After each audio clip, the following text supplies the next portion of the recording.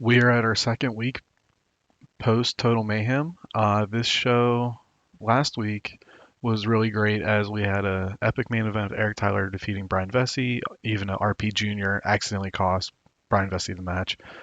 And then we built up some other people. We introduced some people: Frankie Future, Damien Carville, Paul Steadyfast. Got like a little bit of a popularity push. Alex Braun, Richard Blood, Jesse Christian were introduced, and we're really trying to create more depth in our roster to have more of a variables. Now, I will say I think this show is storyline driven, but not as good as like the main event. Well, that main event last week was epic, and we're not gonna have that every week. But let's get to it. So we do have a pre-show match with Peter Valentine defeating Richard Blood, just again to get both a match. And Peter Valentine, unfortunately, we're stuck with him, so and plus, like, I feel like it makes sense to push like Hulk Hogan's friend and give him a chance at least. But we do start off our show with a cruiserweight title defense where Dark Eagle defeats a debuting Chris Perkins, who's going to be like one of those like 3, 4 months guys, rotate in and out. Alex Braun was ringside, and then what I would have had is I would have had Savage Fury attack Dark Eagle, and Alex Braun doesn't do anything, but the Danger Kid comes and makes the save, just as a way to build up to Savage Fury. I spelled Fury wrong.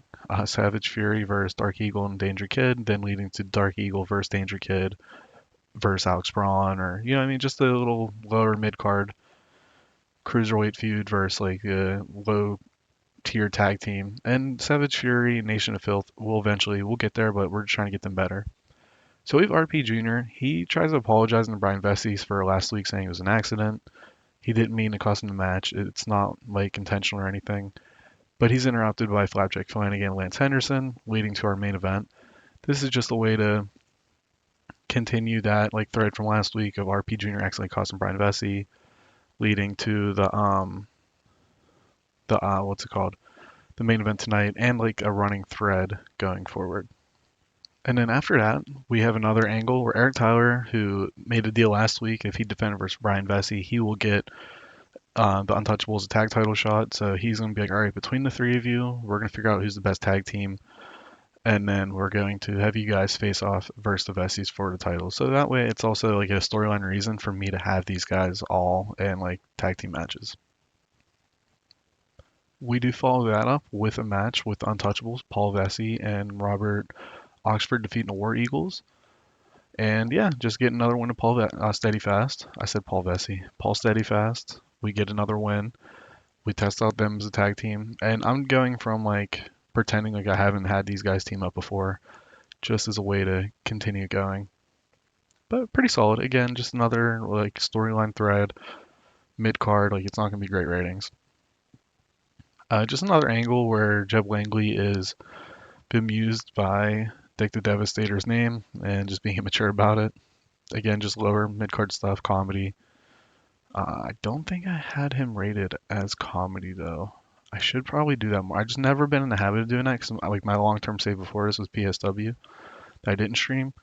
But you know, we'll see. We follow that up with Travis Entry saying Dusty Streets is going to be here next week, but we won't be. So he can call us out for fights all he wants, but we're not going to be here. We've moved on from him, like kind of just continuing that storyline, and also advertising that Dusty's going to be there. He's probably going to call Beelzebub, who's not going to respond because he won't be there. Well, at least he says so.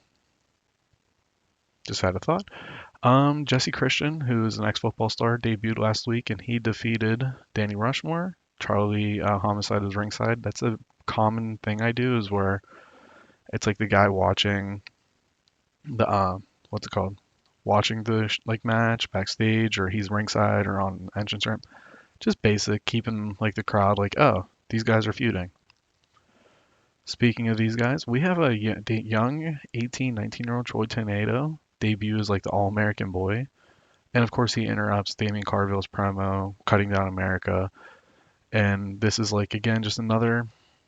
This was somehow going to end up with Damien Carville facing Sam Strong.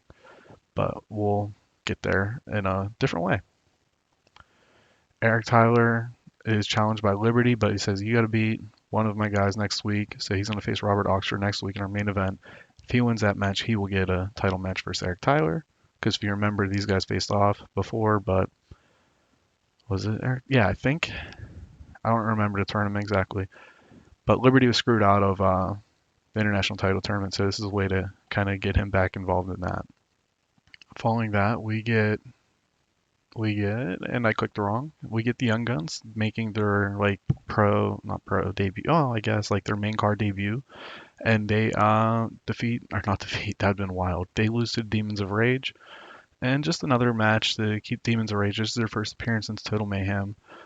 I don't have like clear plans for them right now in the immediate, but long term, of course, I think they will be part of our tag division for as long as they're decent.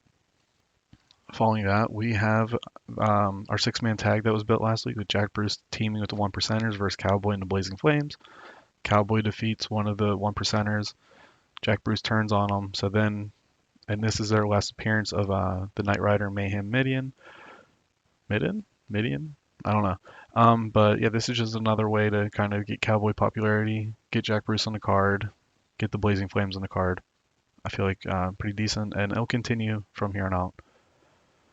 We have Ripcord promising that he is going to put an end to Frankie Future's career. He put him on the map, and he's gonna put him out of his misery now. You know, what I mean, just kind of basic heel promo, running down Frankie. And in our main event, we have RP Jr. versus Flapjack Flanagan. Like I said, not gonna be as good as last week, but just a way that like feel like this is very of its time. Of like, okay, there's an angle. I could have started the show with the angle. That would have been like 2005 Raw. Um, or I guess even Attitude Era. But then we like, blow that off, but also push things forward next week. Um, yeah, so part of Damon Carville, his promo, he was calling out Sam Strong, but he gets interrupted by Rookie, so they'll face off like next week or the week after, and kind of go from there. I'm pretty happy with the show overall. Not really anybody's popularity that like I'm worried about, like I need to get over right away. Just more of like building pieces, like Cowboy healing up, that's great, but we're just trying to get people to the point where they can be our main event and build like our company popularity without having to like over depend on Sam and Rip. So we do lose SWF this week, but I don't see Tommy Cornell or his tag partner. So they do have Whistler. He defeats Ultima, who is like a cruiserweight god. Maybe we can bring him in down the line. That'd be great. Another thing to note is SWF did just have their pay-per-view, and they crowned a new world champion, as Sam Keith was the champion beforehand, and it's Sean McFly, whose contract was recently up, but he re-signed for 2 years. So just a little beat there, and then let's see, Tommy Cornell, Cold Momentum, low popularity. I'm kind of just starting to figure out like I might have to sign him in July, even though I'm tempted to let him sit for 2 years, but I kind of have an idea. I'm just figuring out how that will play in a greater scheme of ideas. And if that's something you guys want to hear of, like what I'm thinking, so and we can see it play out together, or if you rather wait and see, let me know. Just if you have a preference as like someone watching. But I'll talk to you guys next time. Thank you.